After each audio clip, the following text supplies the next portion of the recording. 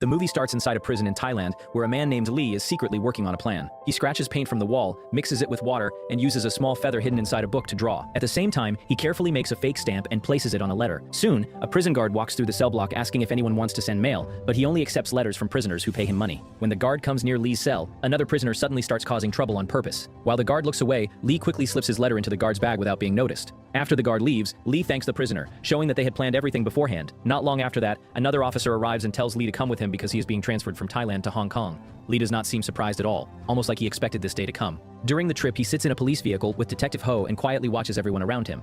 Once they reach Hong Kong, the police begin looking through files connected to a case that has remained unsolved for years. 2 years earlier, 7 armored truck guards were murdered on a highway in Canada. A few months after that, a deadly attack happened in the Golden Triangle, leaving 82 people dead and over 150 injured. Later, there was a fire at a printing factory that was also linked to murder, and after that, the bodies of a police officer and an art dealer were discovered inside a hotel. Investigators eventually found that all these crimes were connected to a worldwide counterfeit money gang. Almost every member of the group is either dead or missing. Only 2 people are known to still be alive: Lee and the gang's leader, a mysterious man called Painter. Nobody knows Painter's real name, where he is, or even what he truly looks like. The police only have a blurry photograph taken years ago in Canada. When they ask Lee about Painter, he becomes terrified and says that speaking about him would mean certain death. He suddenly breaks down and starts crying. Then he describes how dangerous Painter is by imagining a huge explosion inside the office. For a moment, it looks like the building is being blown apart, but it turns out Lee is only trying to explain the kind of fear Painter creates. Detective Ho remains calm, and this only makes Lee even more nervous. He begins shouting and begs to be sent back to prison. The police move him to a holding cell where one detective loses his temper and punches him. Later, Lee is given food, but he has no idea that sleeping medicine has been mixed into it. After he passes out, the police secretly collect samples of his hair, blood, skin, and saliva. When he wakes up, he is taken back to Ho's office. There, a detective claims that the samples match evidence from the hotel shooting and that Lee will soon face a murder charge. Lee becomes furious and says the police are using fake evidence because they want him to reveal information about Painter. He insists he will never talk. Ho keeps pushing him, but an officer suddenly calls her away to an important meeting. In another office, Ho learns that a famous artist named Yoon has arrived with her lawyers to request Lee's release. The lawyers argue that the evidence against him is weak and that he is clearly being set up. Even so, the police refuse to let him go. Finally, they offer a deal. If Yuen can convince Lee to tell them the truth about Painter, they will release him. Yuen meets Lee in the interrogation room and explains everything. Lee warns her that talking about Painter could get them both killed, but Yuen says she has already lost too much because Painter murdered her fiancé. She wants the police to catch him no matter what happens. After hearing this, Lee finally agrees to tell his story. Sitting in front of a camera, he begins talking about his past. He says that back in 1985, he met Yuen in Vancouver. Both of them were talented artists with big dreams, but nobody wanted to buy their paintings. Many years passed, and their lives only became harder. Nearly 10 years later, they were so poor that they could barely survive. Their unpaid bills became so bad that even the electricity in their home was cut off. Desperate for money, Lee accepts a job from an art gallery to create fake paintings. When he returns home that day, he accidentally overhears Yun talking with her manager. The manager praises Yun's artwork and says it is original and special, but then he insults Lee's paintings and says Lee only copies the work of other artists. Yun gets upset after hearing this and firmly tells him that if Lee is not included, then she will not work with him either. Later that night, Lee surprises Yun by turning the lights back on in their home. He happily tells her that the electricity bill has been paid because a gallery bought all of his paintings. He also reveals that the gallery has arranged a solo exhibition for Yuen next month. Sometime later, Yuen visits Lee at the workshop inside the gallery.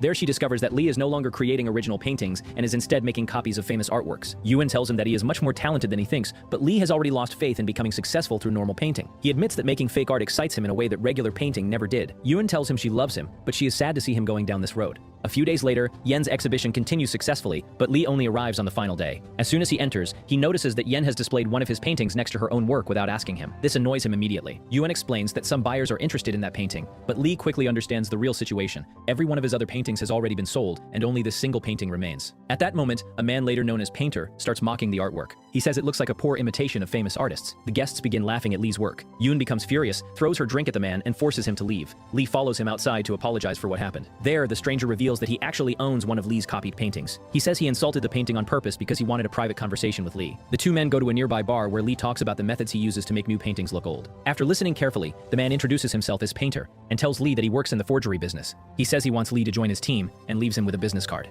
Meanwhile, back at the gallery, Yoon is arguing with her manager. He is angry because he believes she ruined the exhibition by throwing out an important guest. He also complains that they cannot advertise the event as completely sold out because Lee's painting is still hanging there. Just then, Lee walks into the gallery, takes his painting and burns it in front of everyone. The following morning, Lee decides to contact Painter. Painter gladly welcomes him and immediately gives him a job. He wants Lee to recreate a $100 bill. Lee becomes nervous and refuses because he knows how dangerous counterfeiting money can be. Painter tells him not to worry and starts sharing personal information to gain his trust. He says his real name is Sang and that he comes from a family that has been making counterfeit money in Hong Kong for generations. According to him, none of his relatives have ever gone to prison because they know how to avoid mistakes. He explains that his group mainly handles distribution and that many of his customers are powerful people who protect his operation. Even after hearing all all this, Lee still refuses. However, everything changes when he gets home and learns that Yoon is planning to move to America. Not wanting to lose her, Lee changes his mind. Soon he is flying to Thailand with Sang, who promises to help him win Yoon back. During the flight, Sang explains the mission in detail. He says the United States has released a new version of its dollar bill, with advanced security features, including tiny printed words that are very difficult to copy. Lee says they will need an extremely accurate printing plate to reproduce it. Because of this, Sang introduces him to a skilled plate maker named Yam. The team also includes an administrator called Wah and two brothers Shum and Bobby who handle transportation and protection.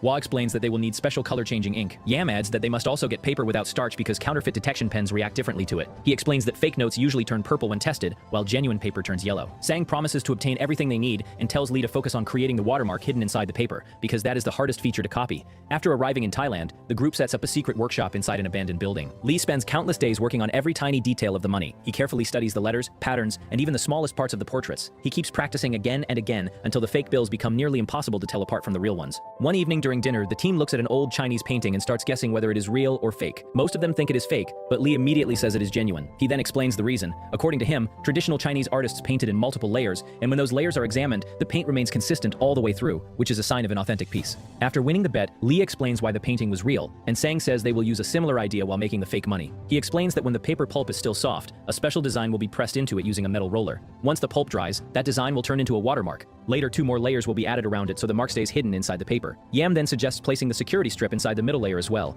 Over the next few weeks, everyone focuses on making every detail perfect. Sometimes they spend hours adjusting colors, and other times Yam carefully creates printing plates with incredible precision. After 2 months and 17 failed versions, they finally produce a note that looks exactly right. During this period, Lee becomes good friends with Yam and starts asking him about Sang's past. Yam tells him that Sang's family was never caught by the police. The only major problem happened when Sang's father got into a money dispute with some Russian criminals, and that conflict eventually got him killed. One day, Sang shows Lee pictures of his daughters and says they believe he is only an antiques dealer. They have no idea about his real business. Even after all their progress, one big problem remains. They still cannot find the right paper to pass the counterfeit detection pen test.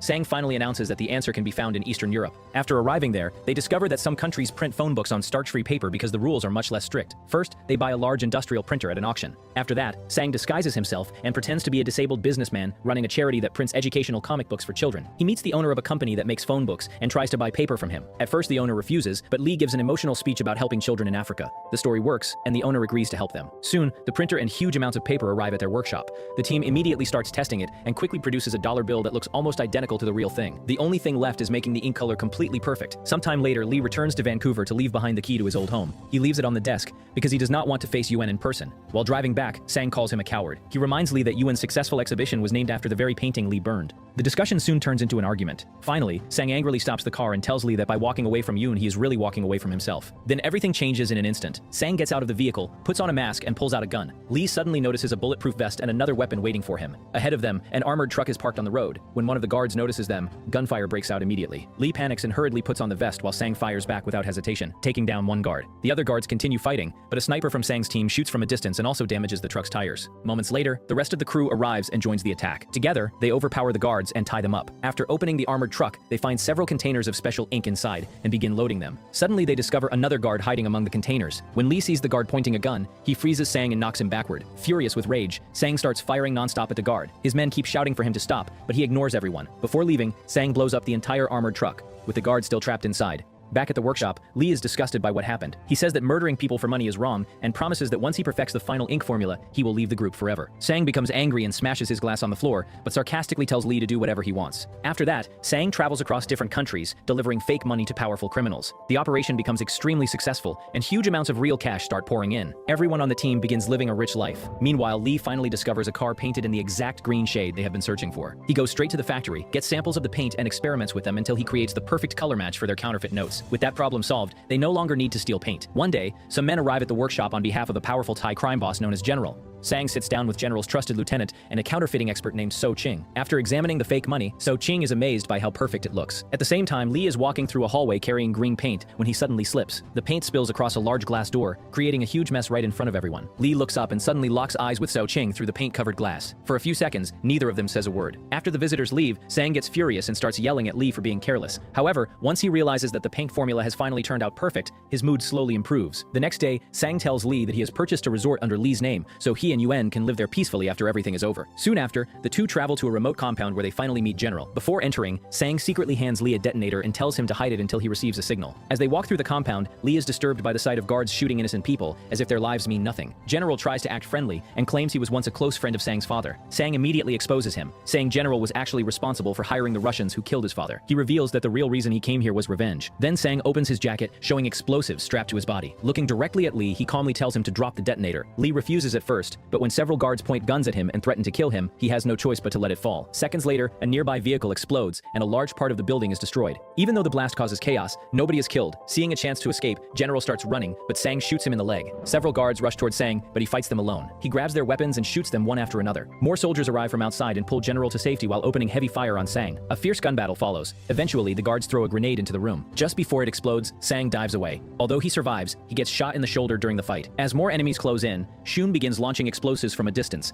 Building after building erupts in flames, wiping out a huge portion of General's forces. Surrounded by smoke and destruction, Sang grabs even bigger weapons and continues fighting despite being wounded. He keeps shooting at every surviving guard he can see. When too many soldiers begin closing in, he is forced to hide behind stacks of sacks for cover. At that moment, the rest of the crew storms into the compound in a jeep and adds even more chaos by throwing grenades everywhere. Out in the jungle, Shun tries to escape, but enemy soldiers surround him and open fire. One bullet tears through his arm and completely severs his hand. The grenade he was holding slips from his fingers, and a huge explosion follows, killing all the nearby soldiers instantly. Back inside the compound, Lee notices Sao Ching trapped inside a burning building. Without thinking twice, he rushes through the flames, uses his jacket to put out the fire on her clothes, and carries her to safety. Meanwhile, Sang and his team continue battling the remaining guards. Then General appears in a truck and starts firing at them. Bobby tries to protect Sang but gets knocked unconscious. Seeing no other option, Sang takes a huge risk. He jumps forward, shoots the truck driver, and then fires at the tires. The truck loses control, flips over, and crashes, killing General. Sang walks over, removes General's ring, and signals to Lee that he can take Sao Ching with him. As they leave, one final explosion destroys the entire compound behind them. After this incident, the group stays hidden in the Golden Triangle for nearly a year to avoid attracting attention. Sao Ching is placed in a hospital while she recovers from her injuries.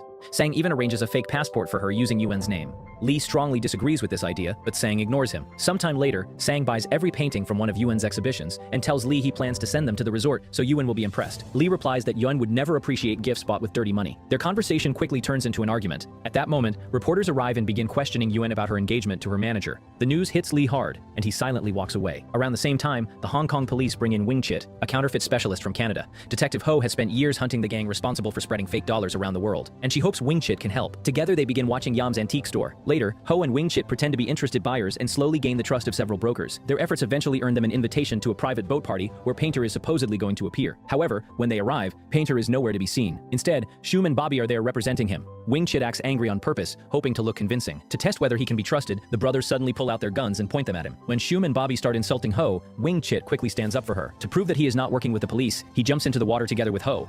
The brothers finally become convinced that he can be trusted. A short while later, Ho appears from another boat and throws them a bag containing a phone. She tells them to wait for a future call before disappearing again. At the same time, on a yacht, Sang is furious after learning that Lee plans to run away with Sao Ching without telling him. He grabs Lee aggressively and looks ready to attack him. Before things get worse, other members of the gang step in and announce that new buyers are waiting. They explain that the customers were introduced through one of Yam's old antique clients. The moment Sang hears this, he remembers seeing Wing Chit near the shop earlier. Realizing something is wrong, everyone rushes back to the workshop. There, Yam instantly understands that he has been set up. He desperately begs for his life, but Sang shoots him dead without hesitation. Lee is horrified by what he sees. Sang then points the gun toward Lee as well, but Lee reacts just in time and grabs the weapon, causing the shot to miss. Enraged, Sang punches him. Soon after, the gang burns down the entire workshop to erase every piece of evidence. Later in the city, Ho secretly places tracking devices inside Wing Chit's watch and phone. What she does not know is that Sang has already figured out that both of them are undercover police officers. After Wing Chit meets Painter and leaves, Ho examines a lighter and discovers a hidden note inside it. The note appears to be an invitation for a date.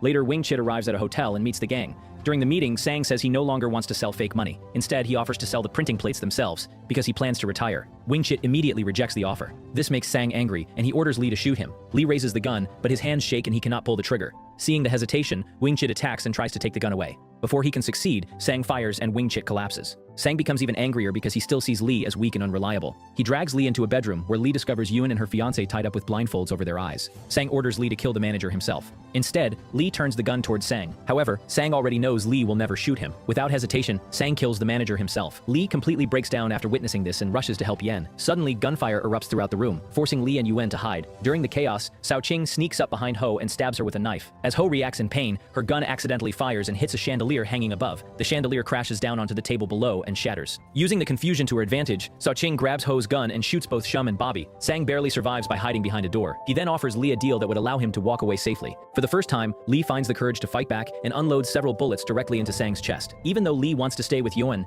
Ching warns him that they are both in danger if they remain there. In the end, the two escape and hide at a resort. While staying there, they watch news reports and learn that the police never found Sang's body. They also discover that Yam's entire family has been murdered. A few days later, Lee decides to leave because Yuan is holding a memorial service for her fiancé, and he fears Sang may show up there. Back in the city, Lee tries to pay for something at a cafe using fake money. The police immediately surround him and beat him badly before dragging him away.